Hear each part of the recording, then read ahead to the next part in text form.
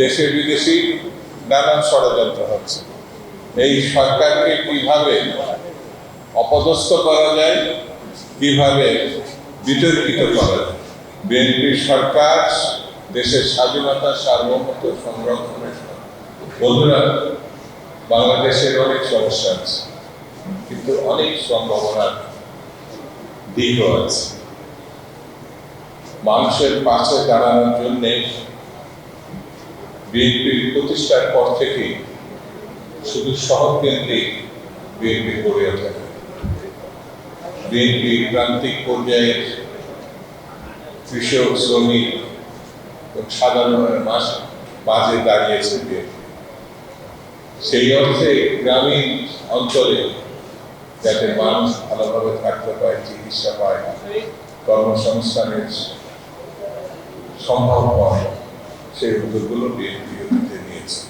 সেই জিয়া রহমান, দেশনেত্রী বেগম খালেদা জিয়া এবং বর্তমান প্রধানমন্ত্রী মাননীয় জনাব তারেক রহমান সার্বক্ষণিকভাবে চেষ্টা চালাচ্ছেন মানুষের কর্মসংস্থান, মানুষের উন্নয়ন, মানুষের নিরাপত্তা নিশ্চিত করা। সেই ক্ষেত্রে নগদ নিয়ে এলো হার না মানা হার অফার। সর্বনিম্ন 10,000 টাকা রেমিটেন্স নগদে পাঠালে থাকছে স্বর্ণের হার জেতার সুযোগ। আজকে এই অনুষ্ঠান একটি বড় ভূমিকা পালন করবে বলে আমি বিশ্বাস করি, এই জন্যে যে আপনারা এখানে যারা উপস্থিত আছেন তারা শুধু শহর কেন্দ্রিক, পল্লী অঞ্চলে একেবারেই এখানকার মানুষ অবহেলায়, আশঙ্কায় জীবনযাপন করে, সেই জায়গায় আপনারা পদচারণা করেন। সেই কারণে এই বার্তা আমাদের নিয়ে যেতে হবে সেখানে, যে সরকার মানুষের পাশে আছে।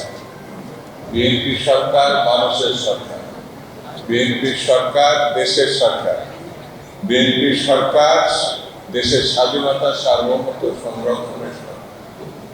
এই বার্তা আমাদের প্রত্যন্ত অঞ্চলে পৌঁছে দিতে হবে।